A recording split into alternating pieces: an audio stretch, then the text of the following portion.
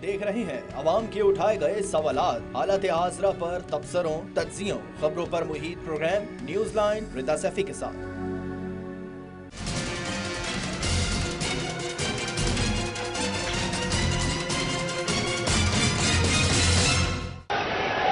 पाकिस्तान के अवाम पहचान चुके हैं कि ये तब्दीली के नाम पे तबाही है। ये तब्दीली नहीं तबाही है। नया पाकिस्तान का असल चेहरा महंगाई, गुर्बत और बेरोजगारी है। ये नया पाकिस्तान नहीं, महंगा पाकिस्तान है। महंगा बिजली, महंगा गैस, महंगा पेट्रोल, महंगा चीनी का बहरान, आटा का बहरान, तेल का बहरान, गैस का बहरान, और हमने घबराना नहीं है। मैं पाकिस्तान पीपल्स पार्टी के जियालों को सलाम पेश करता हूं। आप सबको सुख सलाम पेश करता हूं कि आपके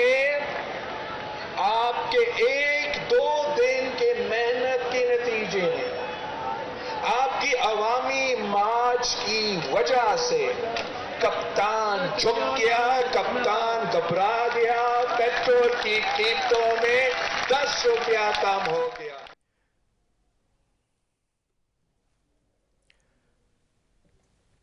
अस्सलाम वालेकुम नाज़रीन, मैं हूं बिलाल खान और इस प्रोग्राम की होस्ट रिदा सैफी। तबीयत की नासाजी की वजह से आज फिर से प्रोग्राम नहीं कर सकेंगी, तो ये फराइज एक बार फिर मैं आज सरंजाम देता रहूंगा। बहरहाल आज बात कर लेते हैं इमरान खान साहब के बतौर वजीर आजम और 4 साल की स्ट्रगल अपोजिशन की तहरीकें हमने देखी। पिछले 4 सालों में एक बार फिर हम अदम एतमाद की तहरीक देख रहे हैं। और बिलावल भुट्टो जरदारी की अगर बात की जाए तो वो पीपल्स पार्टी का जो लॉन्ग मार्च है उसकी सरबराही करते नजर आ रहे हैं। जियालो के हमरा इस्लामाबाद की तरफ रवा दवा है। दूसरी जानिब भी हमने कुछ ही देर पहले वफाकी वजीर खारजा शाह महमूद कुरैशी की भी गुफ्तगू देखी, जो इस वक्त लॉन्ग मार्च से करते नजर आ रहे थे। दोनों सियासी जमातें तंज के निश्चर एक दूसरे पर बरसाती नजर आ रही हैं, लॉन्ग मार्च होते नजर आ रहे हैं। लेकिन एक और अहम डेवलपमेंट यह है कि वजीर आजम इमरान खान ने भी अदम एतमाद से बचने के लिए जो इत्तेहादी हैं उनसे राबता करना शुरू कर दिया है। चौधरी बिरादरान के घर पहुंच गए, तबीयत दरियाफ्त की, तबीयत का हाल पूछा। और फिर दूसरी जानिब अगर जहांगीर तरीन की बात की जाए तो उनकी तबीयत भी नासाज थी, टेलीफोनिक गुफ्तगू करके उस पर भी बातचीत की गई है। ये तमाम डेवलपमेंट्स हम देख रहे हैं। एक तरफ हुकूमत की डेवलपमेंट, दूसरी तरफ अपोजिशन इस बार मुत्तहिद नजर आ रही है, पुरअज़म नजर आ रही है। मौलाना फजल रहमान भी जो है शहबाज शरीफ के से टेलीफोनिक गुफ्तगू करते नजर आए। फिर सिराजुल हक की भी बातचीत होती रही चौधरी शुजात से। इन तमाम डेवलपमेंट्स पर आज बात करेंगे। हमारे साथ इस वक्त पैनलिस्ट जो मौजूद हैं, पाकिस्तान पीपल्स पार्टी की जानिब से सीनियर रहनुमा है मिर्जा इख्तियार बेग साहब, और सदर कराची एडिटर्स क्लब की जानिब से मुबश्शिर मीर साहब, और तहरीक इंसाफ की जानिब से member of provincial assembly Shahzad Qureshi, और एमक्यूएम पाकिस्तान की जानिब से member of national assembly Usama Qadri. तमाम मौजूद मेहमानों का शुक्रिया। मिर्जा इख्तियार बेग साहब, आपकी तरफ बढ़ूंगा मैं। ये लॉन्ग मार्च इस वक्त हम देख रहे हैं और आज बिलावल भुट्टो जरदारी ने भी बड़े सियासी तौर पर तंज के निश्चर बरसाए हैं इमरान खान साहब के ऊपर और इस मौजूदा हुकूमत पर। क्या कहेंगे, लॉन्ग मार्च इस्लामाबाद तक जियालो को ले जाने में बिलावल भुट्टो जरदारी साहब कामयाब होंगे? जी, पहली चीज तो यह है कि आपने अब देखा है कि सिंध में जो मोमेंटम बढ़ता जा रहा है और सिंध से जैसे जैसे पंजाब की तरफ जा रहे हैं, हुकूमत के ऊपर प्रेशर बढ़ा है। और आपको ये सुन के खुशी होगी और आपके इल्म में भी है कि आज वजीर आजम साहब ने पेट्रोल 10 रुपए फी लीटर और पावर बिजली के रेट 5 रुपए फी यूनिट जो है, किलोवाट जो है, वो कम कर दिए। हालांकि ये बात खुशी की है, गरीब आदमी के आंसू पूछेंगे किसी हद तक, लेकिन ये अपोजिशन का पूरा प्रेशर था जिसको काउंटर करने के लिए उन्होंने अब ये, बट इट्स टू लेट। महंगाई जो है वो कमर तोड़ चुकी है। खाने पीने की अशिया किस किस को ये कम करेंगे? पेट्रोल से और सिर्फ बिजली के रेट से तो पेट नहीं भरते ना जी। तो एक चीज तो ये बड़ी कामयाब रही है कि दबाव बढ़ा अपोजिशन का। अपोजिशन ने लॉन्ग मार्च और जो तरीके अदम एतमाद के लिए कोऑर्डिनेशन करा इस बार आपस में, जो उनकी यूनिटी नजर आ रही है, जो एक अंडरस्टैंडिंग नजर आ रही है। मैं समझता हूँ पार्लियामेंट में जमहूरी तरीके से जो क़यादत की तब्दीली इससे बेहतर तरीके से नहीं हो सकती। बिल्कुल सही डायरेक्शन में जा रहे हैं। लेकिन मैं एक बात यहाँ पे और इम्पोर्टेंट है उसका जिक्र जी रुपए का जो टीका लगा है ये कहाँ से होगा पूरा? ये आपने जो पेट्रोल दुनिया में बढ़ रहा है आपने कम कर दिया, ठीक है। और आपने पावर सबसे महंगा फ्यूल फर्नेस ऑयल और एलएनजी मंगा रहे हैं वो 500 रुपए कम कर दी, जबकि के इलेक्ट्रिक ने 3 रुपए 90 पैसे कीमत बढ़ाने के लिए समरी दी हुई है। हाँ। तो ये आएंगे कहाँ से पैसे, ये भी तो बतला देते हैं। क्या टैक्सेस चले मजीद लगाएंगे? मैं इस पर भी सवाल करूंगा मिर्जा साहब। शहजाद मिर्जा साहब की गुफ्तगू आपने सुनी और दोनों तरफ लॉन्ग मार्च भी हम देख रहे हैं होते हुए। आपने भी घोटकी से आगाज किया, कराची तक आने का सफर तय किया जा रहा है। दूसरी जानिब बिलावल भुट्टो जरदारी इस्लामाबाद की तरफ लॉन्ग मार्च करते नजर आ रहे हैं। क्या लग रहा है जब आप यहाँ पे लॉन्ग मार्च करते नजर आ रहे हैं, आवाम सपोर्ट कर रही है? आवाम ये पूछ नहीं रही महंगाई बेरोजगारी का जिम्मेदार कौन है? देखिए, इस वक्त आवाम ये चाहती है कि आवाम की जो मेन तरजीह ये है कि इस मुल्क से करप्ट हुक्मरानों का खात्मा हो। ये करप्ट हुक्मरान जो 30-40 सालों से इस मुल्क को नोचते आए, जिन्होंने सुबह शाम करप्शन की है, आवाम ये चाहती है। आवाम को इस पाकिस्तान के मसलों का हल भी पता है कि जब तक ये चोर हुक्मरान रहेंगे, ठीक है, जब तक ये चोर हुक्मरान जो इस वक्त इस मुल्क के बहरान के सही जिम्मेदार हैं। देखिए, मैं खुद भी अभी रोडी में था, घोटकी में था, सखर में था, शिकारपुर गया। जिस तरीके से पीटीआई के हकूक मार्च को, सिंध हकूक मार्च को वेलकम किया जा रहा है, मैं आपको बयान नहीं कर सकता अपने अल्फाजों से। मैं खुद 3-4 दिन में अभी मैं कराची आया हूँ, इंशाल्लाह कल मैं फिर निकल रहा हूँ। इस वक्त सिंध की आवाम वो ही तब्दीली चाहती है जो पंजाब में है, केपीके में है। वो चाहती है हमें हेल्थ कार्ड मिले, वो चाहती है एजुकेशन का सिस्टम ठीक हो, वो चाहती है हेल्थ का सिस्टम ठीक हो, वो ये चाहती है कि ऐसी सड़कें, ऐसा निजाम हो कि जिससे उनको लगे कि वो किसी मौजूद माशरे में रहते हैं। सिंध की आवाम का क्या कसूर है? ये हमसे मांग रहे हैं 3.5 साल का हिसाब। ये क्या अपना 15 सालों का हिसाब किताब दे सकेंगे? क्या ये 15 सालों के अंदर मेरे शहर कराची के अंदर ट्रांसपोर्ट चलाए तो वफाक चलाए, सीआर पे काम करे तो वफाक करे, K4 पे काम करे तो वफाक करे, टैक्स हमसे यहाँ से लें? और हाल ये है कि सिंध के दूसरे शहरों का भी वो हाल है कि मैं आपको बता नहीं सकता। फिर मिर्जा अख्तियार भाई मेरे बड़े भाई हैं, मैं इनका बहुत इज्जत एहतराम करता हूँ और इनको ये बात का अंदाजा है, लेकिन मुझे इन बात से भी ये लगा कि इन्होंने खुद पहले कहा कि हमारे घर की वजह से ये चीजें कम हो गई। फिर खुद ही कहा कि जब दुनिया में पेट्रोल बढ़ रहा है, इन्होंने बेसिकली मेरे जो मैं इतनी तमीज मानता, इन्होंने मेरी बातों का ही जवाब दे दिया कि भाई दुनिया में कमोडिटीज का रेट बढ़ रहा है, तो शहजाद वही जवाब का रेट बढ़ रहा है, तो हम कहाँ से कम करेंगे? हम क्या कम कर सकते हैं? लेकिन उसके बावजूद देखिए, उसके बावजूद गरीब आवाम की इमरान खान साहब को फिक्र है। वो कल एक अच्छा पैकेज लेकर आए, इससे ये खुद माशाल्लाह मिर्जा अख्तियार ठीक है। शहजाद आपको मेरी आवाज आ रही है? शहजाद थोड़ा सा तवक्कुफ रखिएगा। बेग साहब ने यही तो पूछा है जो मैं आपसे पूछ रहा हूँ कि दुनिया में प्राइसेस बढ़ रहे हैं, यहाँ पर कम कर रहे हैं, तो कैसे पूरा करेंगे? कहाँ से आएगा पैसा? बिल्कुल यही तो मैं कह रहा हूँ आपसे। जब हम ये बात लोगों को कहते हैं, जब हम, तो यही ऑपोजिशन सबसे ज्यादा शोर मचाती है कि कम नहीं हो तो रहा, क्या दोबारा कर्जा लेंगे? करना चाहिए और कम करना चाहिए। नहीं, आप बेफिक्र रहें। आपने खान साहब की पूरी स्पीच में अगर वो चीज नोट कर लेते, उन्होंने कहा हम कहीं और से सब्सिडी कम करेंगे लेकिन यहाँ पर आवाम को रिलीफ देंगे। ठीक है। IMF भी इस पे खुश नहीं है। बजट खसारा बढ़ गया है, करंट अकाउंट डेफिसिट 400-500 अरब रुपए से बढ़ गया है। या तो आप अखराजात कम करते या नए टैक्सेस लगाते, पब्लिक सेक्टर डेवलपमेंट प्रोजेक्ट मुझे लगता है आपके सवाल का जवाब भी आ गया है। थोड़ा सा तवक्कुफ रखिएगा दोनों। शहजाद थोड़ा सा तवक्कुफ रखिएगा। मुबशिर मीर साहब मैं आपकी तरफ बढ़ूंगा। आप दोनों लॉन्ग मार्च को देख रहे हैं इस वक्त। अब ये कौन सी अवाम है? सिंध में जाते हैं तो पीटीआई कहती है कि अवाम इस वक्त चाहती है तब्दीली यहाँ पर, और बैड गवर्नेंस है, कराची के हालात हैं, चेक एंड बैलेंस नहीं है, मॉनिटरिंग नहीं है। फिर बिलावल भुट्टो जरदारी जिस अवाम को लेकर जा रहे हैं वो भी तब्दीली चाहते हैं, महंगाई से, बेरोजगारी से परेशान है। किसका लॉन्ग मार्च कामयाब देख रहे हैं आप? अच्छा, बहुत शुक्रिया आपका कि आपने मौका दिया बात करने का।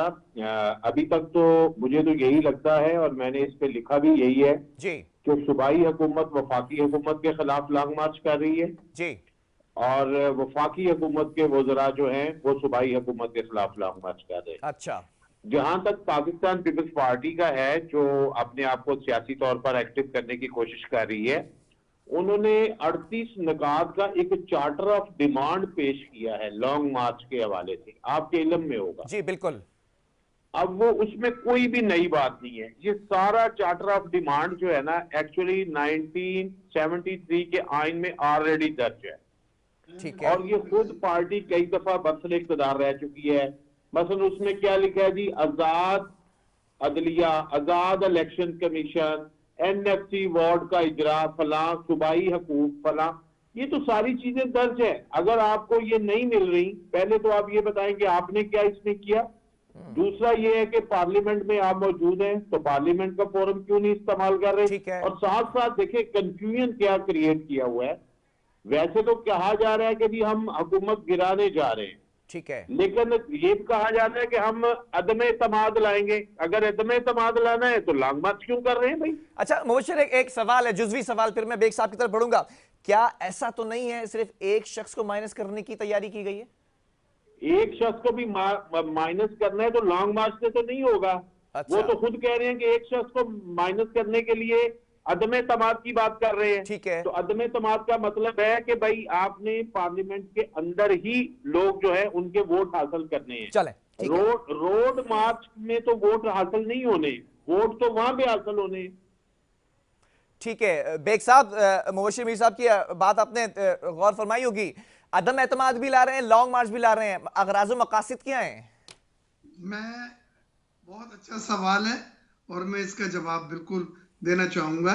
पहली चीज तो यह है कि जब अदम एतमाद की तहरीक लाई जाती है उससे पहले ग्राउंड बनाया जाता है, उससे पहले प्रेशर बिल्डअप किया जाता है। अच्छा। और उनके अपने इत्तेहादी ये बोल सके कि वाकई में जी महंगाई जो है वो देखते हुए अब हम अपने इलाकों में नहीं जा सकते, हम मुंह नहीं दिखा सकते, लोग पत्थर मारते हैं, इतनी महंगाई हो गई है, ये आवाजें आए, ये उनके अपने इत्तेहादी सोचने पे मजबूर हो जाएं कि हम क्या सही साथ दे रहे हैं या वक्त आ चुका है कि हम यू टर्न करें, हम रिवर्स करें। और ये सब अदम एतमाद की तहरीक से पहले प्रेशर बिल्डअप टैक्टिक्स होती हैं जो करी जाती हैं। बड़ी सियासी जमातें उसको लीड करती हैं। पीपल्स पार्टी एक नेशनल पार्टी है। पीपल्स पार्टी ने कभी भी ये नहीं कहा है कि हम पार्लियामेंट के बाहर कोई ऐसा तरीका गैर जमहूरी करेंगे कि उससे हुकूमत जाए। हमने अदम एतमाद के लिए कहा है कि पार्लियामेंट में रह के हम, ठीक है बेग साहब, अदम एतमाद के लिए नंबर गेम का भी होना इंतहाई इंपॉर्टेंस रखता है। क्या नंबर पूरे हैं? जी बिल्कुल। हम इतने दिनों से और क्या कर रहे हैं। अच्छा। ये सब नंबर का गेम है और हमने माशाल्लाह जो उनके इत्तेहादियों से हमें रजामंदी मिली है, सपोर्ट मिली है, हमें साथ देने का वादा मिला है, वो नंबर जोड़ के इंशाल्लाह जब भी हमने डेट ऐलान करेंगे, ठीक है, तो फिर आपको रिजल्ट बेग साहब चले मैं बड़ा स्ट्रेट क्वेश्चन कर देता हूं। साथ देने का किसने बोला इत्तेहादियों में से? काफ है या पाकिस्तान एमक्यू में? देखिए पार्टी का मैं नाम नहीं ले सकता, ना मैंने उन लोगों को नाराज करना है। चले ठीक है, लेकिन ठीक है। अदम एतमाद तहरीक के लिए हमारे बहुत सरगर्मी से उनके अपने साथियों को जो उनके इत्तेहादी हैं राब्ता किया जा रहा है और बहुत अच्छा रिस्पांस है, इतना कह सकता हूं मैं। चलें चलें शहजाद, आप बता दें, इत्तेहादी नाराज थे, वजीर आज़म इमरान खान मनाने भी पहुंच गए, चौधरी बरादरान से मुलाकात भी की, दूसरी तरफ जहांगीर तरीन से भी गुफ्तगू की, खालिद मकबूल सिद्दीकी भी पीका ऑर्डिनेंस पर खासा नाराज नजर आते हैं। इत्तेहादी क्या मुंतशिर होते नजर आ रहे हैं? देखिए इत्तेहादी जो है हमारे लिए काबिल इज्जत एहतराम है। पॉलिटिकल डिस्कशन होती है, पॉलिटिकल में आपके पॉलिटिक्स के अंदर डिफरेंसेस भी होते हैं। इसमें मैं नहीं समझता कि हमारे इत्तेहादी 100% हमसे खुश होंगे। कुछ बातों पे उनको तहफ़्फ़ुज़ात हो सकते हैं और वो उनका हक है बात करना। इसी तरह मैं ये नहीं समझता कि किसी किस्म के कोई इत्तेहादियों को कोई ऐसी प्रॉब्लम है खुदा ना खास्ता कि वो हमसे अलग होने की या हुकूमत से अलग होने की बात करेंगे। देखिए सबसे इंपॉर्टेंट चीज है क्या हमारे इत्तेहादियों पे हमने कोई पाबंदी लगाई हुई है कि वो किसी और जमात से बात नहीं करेंगे या बैठेंगे नहीं या उनसे मिलेंगे नहीं। और इसी तरह जिस तरह से आपने जिक्र किया जहांगीर तरीन का, तो जहांगीर तरीन साहब बीमार हैं, वो लंदन इलाज के लिए गए हैं और उनसे उनकी तबीयत पूछना, दरियाफ्त करना, तो इसमें ऐसी क्या मतलब। अच्छा, चौधरी बिरादरान तो नाराज थे ना या नहीं थे?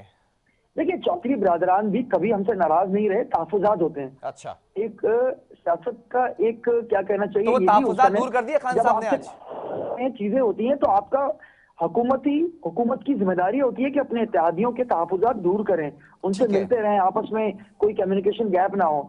तो मैं नहीं समझता इस तरह की कोई बात है। दूसरा, ये एक और चीज मैं आपको बताऊं जी कि अगर पीपल्स पार्टी को इतनी फिक्र है आवाम की और वो आवाम का इतना दर्द रखती है, तो मेरा ख्याल है सिंध की आवाम ने उनको मैंडेट दिया है 18वीं तरमीम के बाद, ये जितनी यहाँ health, education, infrastructure, local body, जितनी भी ये जो जिम्मेदारियां हैं ये पीपल्स पार्टी की हैं। खुदारा उनको बोले पंजाब ना जाएं, यहाँ हमें 15 सालों का हिसाब किताब दे दें। चलें, इन ठीक 15 है। सालों के अंदर उन्होंने इस शहर को बर्बाद कर दिया, सिंध के दूसरे शहरों को बर्बाद कर दिया, ना हमें कोई लोकल बॉडी सिस्टम दे सके। ठीक हाल है। ये हुआ कि हमसे सब कुछ छीन लिया गया। 15 से 20 लोग सीएम हाउस में बैठ के पूरे सिंध का निजाम चलाते हैं। इनको बोलें ये एनएफसी की बात तो करते हैं, पीएफसी दे दें, इनसे ये कहें आर्टिकल 140 जो कि एक मेयर को बाइख्तियार मेयर बनाने की बात कर लें, ताकि सिंध के शहरी सुख का सांस लें।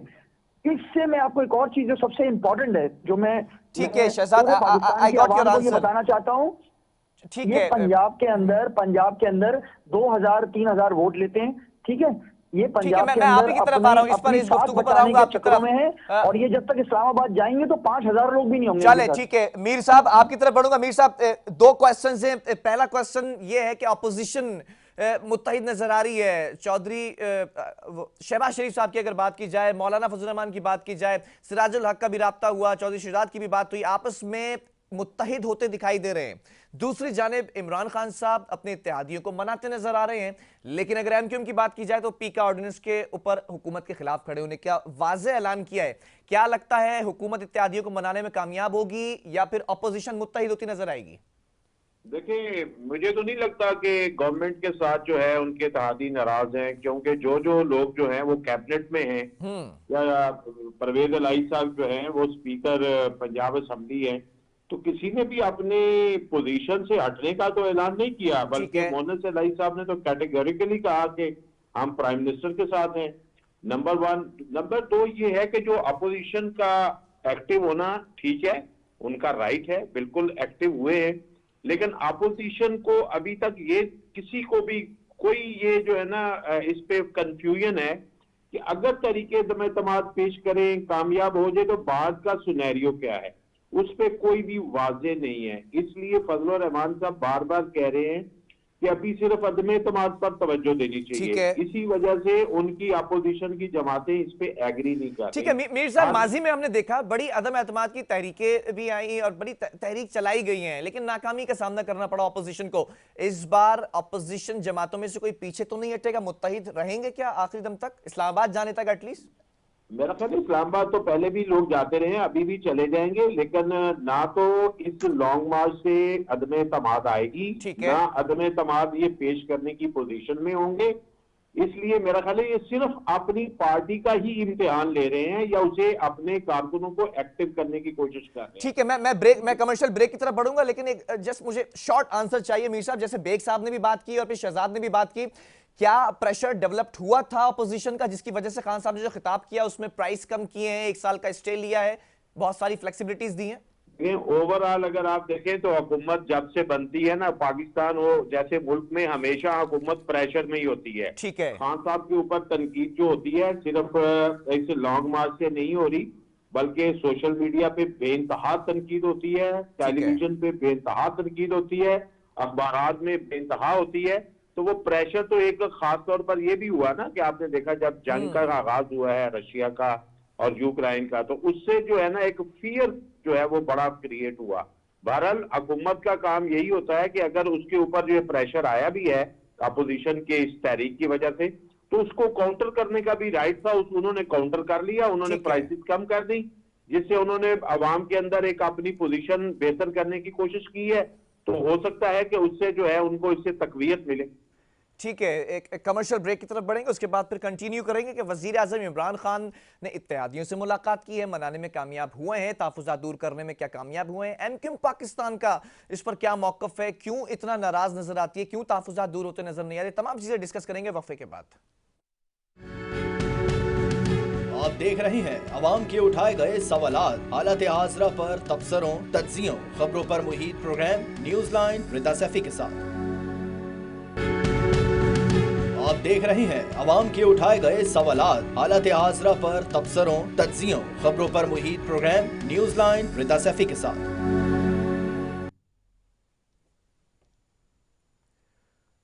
वेलकम बैक नाज़रीन। बात कर रहे हैं इस वक्त इमरान खान साहब इत्तेहादियों को एक तरफ बना रहे हैं, दूसरी तरफ अपोजिशन मुत्तहिद होती नजर आ रही है।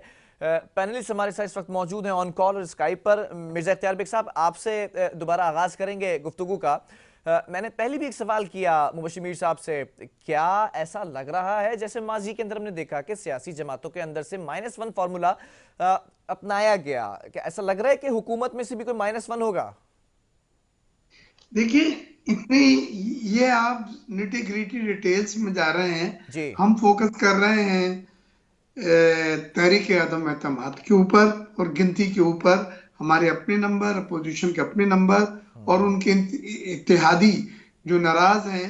अब ये इट्स टू लेट कि आपको जब पता चला है कि अपोजिशन ने लॉन्ग मार्च शुरू कर दिया है, गिनती शुरू हो गई है, अपोजिशन के लीडर इनके इत्तेहादियों से मिल रहे हैं, वो खुद आ रहे हैं, ये खुद जा रहे हैं, तो ये बड़ी वाज़ेह बात है कि मैसेज देता है कि वो खुश नहीं है।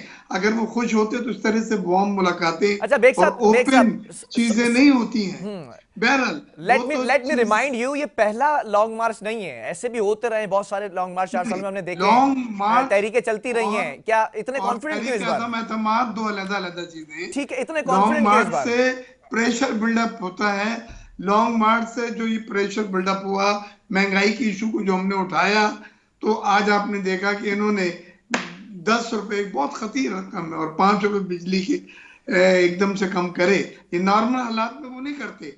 मैं आपको लिख के देता हूँ जो उनकी नेचर है, जो एरोगेंट है वो, और आप हाथ मिलाने के लिए वो उन तमाम इत्यादियों के पास तबीयतें पूछने जा रहे हैं। It's too late now. ठीक है, लेकिन शाह महमूद कुरैशी की जो आज आप गुफ्तगू सुने, तो शाह साहब भी आपसे 15 साल का पूछ रहे हैं कि 15 साल की परफॉर्मेंस क्या थी। मैं एक बात कह के बात खत्म करता हूँ। देखें, ये जिस तरह से अब वो पेट्रोल कम कर रहे हैं, वो बिजली की कीमतें बढ़ा रहे हैं बगैर किसी हिसाब किताब के, बगैर वसाइल के, आने वाली हुकूमत जो भी होगी वो इस बैलेंस शीट को संभाल नहीं पाएगी। ये मेरी बात लिख लें। बजट खसारा, करंट अकाउंट खसारा, जो जिस तरह से होगा इन चीजों की वजह से, जो सब्सिडी दी जा रही है, जो IMF प्रोग्राम से निकाल देगा, तो आप कहां जाएंगे ये आने वाला वक्त बताएगा। अल्लाह ना करे कोई ऐसी सूरत हाल हो। लेकिन ये सिर्फ काउंटर करने के लिए उन्होंने ये कीमतें कम की हैं अवाम को, उनकी हमदर्दी लेने के लिए। शहजाद, आपने बेग साहब की गुफ्तगू सुनी, बजट खसारे की बात की, मुख्तलिफ चीजों की बात की, और यहां तक कहा है कि आने वाली हुकूमत के लिए बहुत मुश्किल वक्त छोड़कर जाएगी ये हुकूमत। शहजाद, आप मेरी आवाज सुन सकते हैं? गालिबन टेक्निकल इश्यूज है, शहजाद को दोबारा ऑन कॉल लिया जाए। मुबश्शिर मीर साहब, आपकी तरफ बढ़ूंगा। क्या ऐसा ही है कि आने वाली हुकूमत के लिए ज्यादा मुश्किलात पैदा करके जा रही है PTI हुकूमत? अभी तो हमने ये नहीं तय हुआ कि ये मौजूदा हुकूमत जा रही है या नहीं जा रही। मेरा ख्याल है कि अभी तो नहीं जा रही। ठीक है, अभी तो ये गवर्नमेंट मौजूद है और अगला बजट भी यही लगता है कि यही पेश करेंगे। तो लिहाजा अभी तो जो प्रॉब्लम है ये बराह रास्त खुद ही फेस कर रहे हैं और खुद ही फेस करेंगे। और मेरा ख्याल है कि वो जिन चीजों पे इन्हिसार करना चाह रहे हैं, जिस तरह ये जो खसारा जिसका बेग साहब फरमा रहे हैं, उसका मुझे लग रहा है कि उन्होंने कुछ मुराद भी अनाउंस की है। जैसे IT सेक्टर के ऊपर गवर्नमेंट बहुत ज्यादा एम्फसाइज कर रही है कि उसने फ्रीलांसर को भी जो है वो सहूलत दी है, उस पर टैक्स खत्म किया है ताकि IT सेक्टर में लोग जो हैं वो ज्यादा काम करें, उसकी एक्सपोर्ट्स जो हैं उनमें इजाफा हो, तो पैसा पाकिस्तान में आए। इसके अलावा एक और चीज है जो मैंने जो है वो पढ़ा भी है और सुना भी है कि उन्होंने नई इंडस्ट्री लगाने वालों को भी ये ऑफर किया है कि वो उनसे पैसे का हसूल के बारे में नहीं पूछा जाएगा अगर वो नई इंडस्ट्री लगाएंगे। ठीक है, तो लिहाजा कुछ चीजें ऐसी पेश भी साथ की गई हैं कि अगर पैसा जो है, जो अगर किसी और जगह किसी का मौजूद है तो वो पाकिस्तान में शिफ्ट करे, यहाँ पे इन्वेस्ट करे, और जो प्रोफेशनल्स हैं वो अगर ज्यादा काम करेंगे। हम देख रहे हैं कि IT सेक्टर में बहुत ज्यादा लोग काम कर रहे हैं और उसकी जो ग्रोथ है वो सबसे ज्यादा हो रही है। तो अगर ऐसा ही होता है तो एक तो ये अंदाजा भी हुआ है, अभी हाल ही में बिल गेट्स ने भी पाकिस्तान का विजिट किया है, तो हमारे इल्म में तो ये चीज आ रही है कि पाकिस्तान में जो पोटेंशियल है आईटी की एक्सपोर्ट का वो $50 बिलियन का है। ठीक है। अगर इतना हम नहीं तो 50% भी इसका या 40% भी हासिल करने में हमारे आईटी एक्सपर्ट्स नौजवानों की जो बड़ी तादाद इसमें मौजूद है वो कामयाब हो जाती है तो बहुत बड़ा फैक्टर है। मैं अभी जो मार्केट में ऑब्जर्व कर रहा हूं, आपने देखा लास्ट ईयर जो है अमेज़न के साथ जो है वो सिस्टम पाकिस्तान का ऑन हुआ था। ठीक है। इस वक्त इतने लोग जो हैं अमेज़न के साथ काम कर रहे हैं, हैरान कुन है। लिहाजा हमें डार्क साइड तो एक है कि जी प्रॉब्लम है, दुनिया के हालात अच्छे नहीं है, ये वजह है, और उसका सामना जो है वो हर गवर्नमेंट जो है हर मुल्क को हो रहा है, लेकिन साथ साथ उसकी फाइट भी हमें देखनी चाहिए कि फाइट कौन कर रहा है। ठीक है। कि उस सूरत हाल को फाइट करते हुए उससे ओवरकम उस पे करने के लिए मुश्किलात पे वो किस तरह के इकदाम हैं। बिजली, पेट्रोल, गैस, ये हमारी प्रॉब्लम ये है कि हमारे इनडायरेक्ट टैक्सेस ज्यादा हैं और उसकी रेशो भी ज्यादा है, और डायरेक्ट टैक्सेस का रुझान जो है वो हमारे यहाँ कम है, उसका कलेक्शन भी मुश्किल है, करप्शन भी उसमें बहुत ज्यादा है। कस्टम का निजाम देख लें कितना उसके अंदर जो है वो माफिया है। कौन सा इदारा है पाकिस्तान में जो माफिया के हाथों में नहीं है? नहीं तो ये इन माफियाज के बारे में तो खान साहब बात किया करते थे कि इन पर कदगन लगाई जाएगी, इनको रोका जाएगा, अब क्या हुआ? हाँ, ये बात दुरुस्त है कि वो इसमें कामयाब नहीं हुए। क्यों, वजह क्या है? उनको जिस तरह एक चीज हमें ये भी देखनी चाहिए कि देखें, ये जो गवर्नमेंट होती है ना, एक सिर्फ फेडरल गवर्नमेंट नहीं होती। इस वक्त पाकिस्तान में पावरफुल गवर्नमेंट्स जो हैं वो सूबाई हुकूमतें हैं, और सूबाई हुकूमतों को जो उनकी परफॉर्मेंस आप देखें, जिनके पास सबसे ज्यादा इख्तियार है, और फेडरल गवर्नमेंट के जो पैसे की कलेक्शन होती है टैक्स की, उससे सबसे ज्यादा रेवेन्यू जो है वो सूबों को मिलता है। तो पहली चीज तो हमें कुछ चीजें सूबे की भी जिम्मेदारी है, एक सूबे की नहीं, सारे सूबों की।